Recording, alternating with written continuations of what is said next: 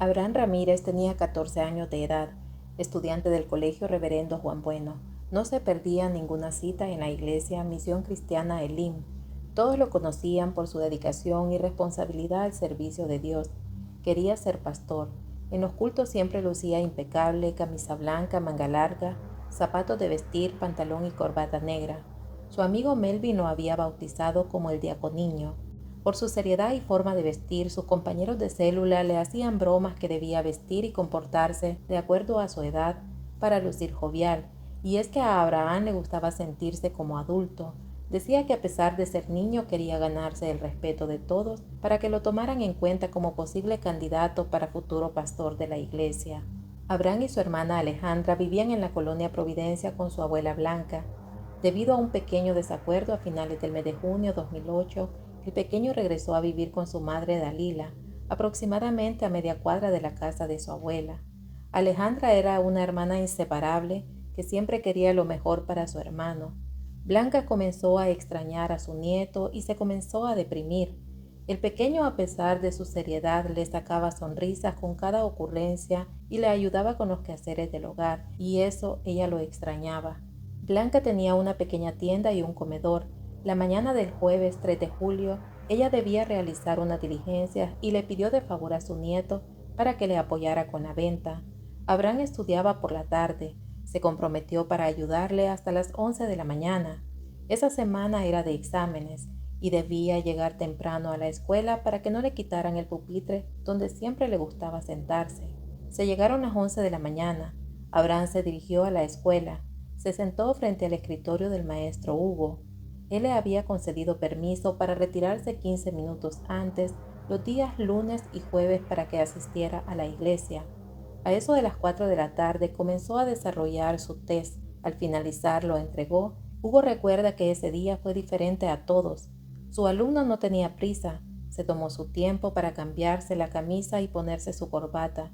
No temía que el hermano William, conductor del bus de la iglesia, lo dejara.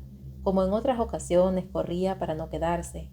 Se despidió del maestro y se dirigió a la 17 Avenida Sur y calle Montserrat a esperar el bus. A las 5:25, Alejandra llamó a su hermano para informarle que no lo acompañaría a la iglesia. Su abuela no se sentía bien de salud y se quedaría a cuidarla. El teléfono sonaba, pero Abraham lo había olvidado en casa y no había forma de contactarlo. A las 5:30 el bus amarillo se acercaba. Abraham dirigió su mirada a la esquina de la cuadra para ver si su hermana llegaba. Abordaron el bus y no podían esperar, era tarde. Debían recorrer varios kilómetros para llegar a la colonia Santa Lucía en Ilopango. Mientras subía saludó a los hermanos. Esperó que todos tomaran asiento para dirigir una oración y pedir a Dios que los llevara con bien hasta la iglesia. Melvin Méndez tenía 24 años, era estudiante de ingeniería civil, vivía con sus padres y abuelos, se congregaba en la iglesia Elim. En el bus era el encargado de cuidar a los niños y de asegurarse que todo marchara bien en el transcurso del viaje, tanto de ida como de retorno. Su sueño era ser ministro de Obras Públicas. Todos los días bromeaba con su mamá, Ana Elizabeth. El próximo ministro de Obras Públicas soy yo, aquí lo tienes, y se reía. En la iglesia era muy querido por su forma de ser, respetuoso, inteligente, bondadoso y simpático. Cuando Melvin cumplió 10 años, Ana Elizabeth le regaló su primera Biblia. Era en la que Melvin estudiaba todos los días la palabra de Dios en la casa y tenía otra que llevaba a los cultos. El jueves 3 de julio de 2008, Melvin no quiso ir a la universidad. Se quedó con su mamá, estaba feliz. La abrazaba, le dijo cuántas veces la amaba. De pronto sintió dolor de cabeza, su mamá le pidió que reposara y tomara medicina para el dolor. A eso de las 4:30 de la tarde, Melvin se cambió para asistir a la iglesia. Su mamá le aconsejó que se quedara en casa con ella. De hecho, había comenzado a llover, pero para Melvin no habían pretextos. Sabía que tenía un fuerte compromiso de cuidar a los niños y dijo sentirse mejor y se fue al lugar de siempre a esperar el autobús que lo llevaría hasta la iglesia. Crisia Landaverde tenía 24 años de edad, una joven amadora y temerosa de Dios, servicial que amaba a los niños, siempre estaba dispuesta a apoyar al prójimo, estudiaba medicina y se congregaba en la misma iglesia. Ese 3 de julio, Luis, su padre, recordó que su esposa Miriam había tenido 3 largos días de trabajo. La llamó para recomendarle que no asistieran al culto y se quedaran a descansar, considerando las circunstancias del tiempo, ya que esa tarde caía una fuerte tormenta. Crisia le dijo a su papá que ella sí tenía que asistir. A eso de las 4 de la tarde se cambió, se peinó y Miriam le pidió que no vaya a la iglesia, porque estaba lloviendo y a lo lejos se escucharon las voces de sus hermanos. Sí, Crisia, quédate. La joven insistió que no podía perderse el culto. A eso de las 5:15 de la tarde había dejado de llover y se fue hasta la parada donde otros hermanos esperaban el autobús. El culto comenzó a las 6 de la tarde. El pastor llamó a todos los hermanos, a no ser cristianos fríos, a entregarse a Dios en cuerpo y alma. De pronto una fuerte tormenta acompañada de rayos comenzó a caer sobre la ciudad. A las 8 de la noche todos usaron sus sombrillas para llegar hasta los autobuses que los trasladaban hasta las diferentes colonias. William era el encargado de conducir el autobús con ruta hacia la colonia Málaga. Todos acordaron esperar unos minutos mientras la lluvia se calmaba. Aproximadamente a las 8:20 emprendieron el viaje de retorno. Viendo las circunstancias, uno de los hermanos les pidió a todos ponerse en las manos del Señor por si algo sucedía, ya estaban con Cristo. Todos dijeron amén y procedió a dirigir una oración especial. Mientras retornaban, Crisia, Melvin, Fabricio y Abraham viajaban al fondo del bus. Ellos habían crecido en la iglesia desde niños, habían viajado a excursiones y habían participado en retiro de jóvenes. Esa noche iban compartiendo bromas. Las noches que no asistían a la iglesia, en compañía de Guillermo Castaneda, se dedicaban a reciclar envases plásticos para venderlos y así reunir fondos para las actividades de la iglesia. En la última línea de asientos también viajaba Pedro Estrada, de 36 años de edad. Era albañil. Ese día viajó solo. Sus hijas habían finalizado el periodo de exámenes en la escuela. Las había observado cansadas y decidió que lo mejor era que se quedaran en casa con su esposa. Sería hasta el día lunes que todos asistirían en familia. Aunque su hija menor le rogó que la llevara, pero Pedro decidió que no. El conductor se dirigió hacia la colonia Málaga. Allí dejaría a sus primeros pasajeros. Rosa, de 47 años de edad, observó que la hermana Isabel viajaba sola en uno de los asientos. Se acercó para conversar un poco con ella. Isabel le manifestó que esa mañana se levantó con mareos y pensó que no podría asistir a la iglesia, pero en la tarde con dificultad tomó la decisión de ir. El autobús llegó al lugar donde 3 horas antes lo había abordado el diaconiño. Rosa y Reina se despidieron de los hermanos, y William les dijo que tuvieran cuidado no se las fuera a llevar la corriente, y es que ellas debían cruzar un puente de 15 metros de largo para llegar hasta sus casas. El agua cubría la superficie del puente, sin embargo lograron pasar sin ninguna dificultad. Mientras el bus continuó su recorrido, a Pedro le faltaban 3 cuadras para llegar a su casa de habitación y era la próxima parada. En la colonia Costa Rica, Luis, el padre de Crisia, había regresado de su jornada de trabajo desde Zacatecoluca. Descansó, conversó con su esposa Miriam, quien esa noche permanecía intranquila. Le preguntó a Luis si quería cenar. Ya era tarde y su hija no regresaba. Luis la tranquilizó diciéndole que posiblemente por la lluvia el conductor iba manejando despacio y esa era la demora, que esperarían a Crisia unos minutos para cenar todos en familia. Fabricio Montoya tenía 16 años, viajaba en el penúltimo asiento. Cuando el bus se acercó al estrecho puente, miró hacia el río y se percató con la fuerza que bajaba el agua. El bus avanzó aproximadamente 50 metros, cuando un fuerte golpe los alarmó. Fabricio pensó que habían colisionado con otro vehículo. Se paró y observó una fuerte corriente que bajó de la quebrada del Arenal de Montserrat. Les bloqueó e impidió el paso. William, el motorista, metió el freno de mano para que el agua no los arrastrara. Luego logró pegarse hacia un muro que estaba al lado izquierdo para evitar caer al cauce, pero la fuerza del agua fue empujando el autobús hasta apagar el motor. William lo encendió nuevamente para ponerlo en marcha y se volvió a apagar. Todos se asustaron. El agua había golpeado el motor. De pronto el río se había desbordado por completo, cubría el puente y el agua comenzó a subir sin medida. Eran las 8:50. Crisia estaba nerviosa. Realizó una llamada al teléfono de la casa. Su mamá contestó, pero no le comprendió el mensaje. Le dijo a Luis que hablara con ella, que no le entendía nada. Él tomó el teléfono y escuchó la voz agitada de su hija. ¿Qué pasó? ¿Dónde estás? Papi, el río se rebalsó. ¿El río se rebalsó? ¿Cuál río? El de aquí de la Málaga. ¿Y cómo se va a rebalsar? Sí, se ha rebalsado y está subiendo el agua. Se está llenando el bus. Venía a ayudarnos. Bájense. No podemos. ¿Y dónde están? En la gasolinera de la Málaga. Luis se quedó un momento en silencio y escuchó los gritos de auxilio de los hermanos y los niños llorando. Luis se olvidó del cansancio, del hambre, agarró su sombrilla, se puso cómodo con sus zapatos y corriendo se trasladó de inmediato a la gasolinera que su hija le había indicado. De hecho, por el lugar viajaba una pareja de periodistas con el objetivo de sacar una foto de los sectores más críticos con alertas y amenazas de inundaciones. Mientras pasaban por la zona, el agua golpeó el bumper del vehículo en que se conducían. Los esposos invadieron el carril contrario, corrieron con la suerte que no venía nadie en dirección contraria y lograron salir a un punto donde ya no había agua, pero a lo lejos observaron cómo un bus quedó atrapado entre la corriente. Inmediatamente sacaron sus cámaras de video y comenzaron a grabar, mientras intentaban llamar al sistema de emergencias 911 para que llegaran los cuerpos de socorro, pero las llamadas no ingresaban. Dentro del bus, Melvin y Fabricio fraguaban un plan. Fabricio junto al diaconiño ayudaron a Melvin para que saliera a través de la ventana.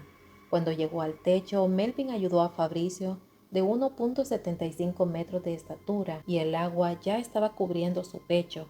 Logró salir a pesar de que el techo del bus no tenía una agarradera para sujetarse y ambos habían logrado salir. Comenzaron a gritar para pedir ayuda a los residentes de las casas que estaban sobre el muro donde el bus había quedado por unos minutos sin moverse. El teléfono de la familia Rodríguez sonó y la voz de una mujer alertó a todos. Les pidió que salieran al muro de la casa, que había un bus que en su interior llevaba varios hermanos de la iglesia. Los jóvenes salieron para ver qué ocurría. Melvin y Fabricio gritaban desesperados que buscaran lazos y se los alcanzaran para amarrar el bus antes de que cualquier tragedia pasara.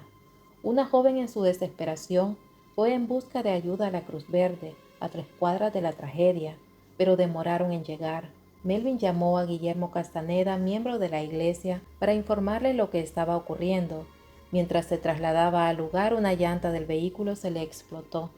Mientras la cambiaba, su esposa llamó al sistema 911 para reportar lo que estaba ocurriendo. Melvin y Fabricio lograron amarrar los lazos en las ventanas y así evitar que la corriente se llevara el autobús, pero la furia del agua era más fuerte y a los 2 minutos los lazos se rompieron. Los vecinos le piden a Fabricio que salte hacia uno de los balcones. Este saltó y entre varios lograron subirlo y ponerlo a salvo.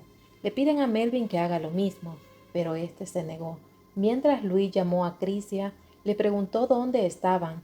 Ella contestó que por la gasolinera, le pidió que llegara pronto para sacarlos, que el agua los había cubierto hasta la mitad. Luis le recomienda cerrar las ventanas. Ella le dijo que el agua estaba ingresando por abajo y si cerraban las ventanas se ahogaban. De pronto Crisia dijo: papá, el bus se está moviendo, nos lleva. La comunicación se cortó. Marcó nuevamente, pero la llamada era enviada al buzón de voz. Todos comenzaron a llorar y este padre no tenía idea que aquellas palabras de angustia que escuchó de su hija eran las últimas que quedarían grabadas para siempre en su memoria. A las 9 de la noche el autobús comenzó a flotar y la parte trasera colisionó con un poste. Realizó un pequeño giro y Melvin cayó al agua. El río se llevó el autobús y la ayuda nunca llegó. Los residentes del lugar recuerdan que cuando el autobús fue succionado por el río, hubo un completo silencio, pero a los pocos minutos se escuchaba cómo las latas se torcían y golpeaban las paredes del puente. El agua comenzó a bajar y Luis se desplazó rápidamente hasta la gasolinera. A su llegada encontró cuerpos de bomberos, policías, paramédicos de la Cruz Verde. Les preguntó sobre el autobús. Le informaron que el río se lo había llevado y que un sobreviviente recibía asistencia médica en la Cruz Verde. Caminó 50 metros para ver si se trataba de su hija. Allí encontró a Fabricio, quien lo abrazó y le dijo que fue imposible salvar a todos. Los restos del autobús quedaron atrapados en la columna central del puente de la 15 Avenida. Entre los hierros había un cuerpo ya sin vida. Una cuadrilla de búsqueda ayudó con el rescate de 15 personas hasta el día martes 4 de julio. Los familiares se hicieron presentes a medicina legal para reconocer los cuerpos de las víctimas. El domingo 7 de julio, 5 cuerpos fueron localizados cuando salieron a flote en el desagüe del embalse Cerrón Grande en Chalatenango y otros 9 fueron localizados en Loma del Río, Las Vegas en Guazapa, Granja El Paisnal y San Fernando en Apopa. Los cuerpos de María Isabel de 55 años, Brandon Ortiz de 11 y Melvin Méndez de 24 nunca fueron localizados. Para Ana, Dios estaba llamando a su hijo. En la Biblia encontró una nota de su puño y letra que al leerla le enchinan la piel. Querido Dios, ¿hasta cuándo me privarás de ver tu rostro? Por favor, llévame. Más de 5.000 personas de la célula de la iglesia Elim del Gran San Salvador participaron de las ceremonias fúnebres. Varios cuerpos fueron velados en la iglesia. La mayoría de los féretros fueron donados por instituciones estatales y la alcaldía cedió el derecho de sepultura en el Cementerio General de La Bermeja. El ministro de Obras Públicas, Gerson Martínez, entregó la plaza memorial que cuenta con una placa de mármol con los nombres de todas las víctimas de la tragedia. Los dolientes cuentan con un lugar para visitar y recordar a sus seres queridos. En este lugar, cada 3 de julio se celebra un nuevo aniversario en honor a las víctimas. Carlos Montenegro, hidrólogo, manifestó que revisaron las capacidades hidráulicas de las obras de paso, los puentes, las bóvedas, los sectores peligrosos y encontraron que varios lugares tenían problemas de capacidad hidráulica. Según Montenegro, en el lugar de 12 metros de ancho por 5 de alto, donde la corriente baja a 20 kilómetros por hora, las crecidas se generan con onda, que pueden alcanzar un nivel y en cuestión de segundos el agua sube y puede llegar a triplicarse. Por otra parte, Óscar Luna, ex procurador de la Procuraduría para la Defensa de los Derechos Humanos, dio inicio a una investigación del caso e informó que la primera responsabilidad se estableció al presidente de ese entonces, Elías Antonio Saca. El Estado nunca se pronunció, no pidió perdón a los dolientes, no se realizó las reparaciones morales a las familias de las víctimas del desastre, que no fue provocado por el río, sino por la falta de mitigación al riesgo que ya se tenía identificado. Incluso el Estado pidió a los medios de comunicación que se evitaran las entrevistas a familiares y representantes de la iglesia Elim para así cerrar por completo el caso y que la sociedad olvidara un caso más de tantos que han ocurrido en el país. El caso pasó al juzgado con demandas penales en contra del ministro de Obras Públicas y la alcaldía de San Salvador. Sin embargo, se omitieron las investigaciones. En julio de 2018, este caso prescribió y quedó impune.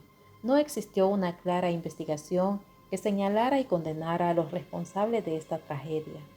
Para muchos no queda duda que el proyecto para esta comunidad no se realizó por motivos de corrupción y robo.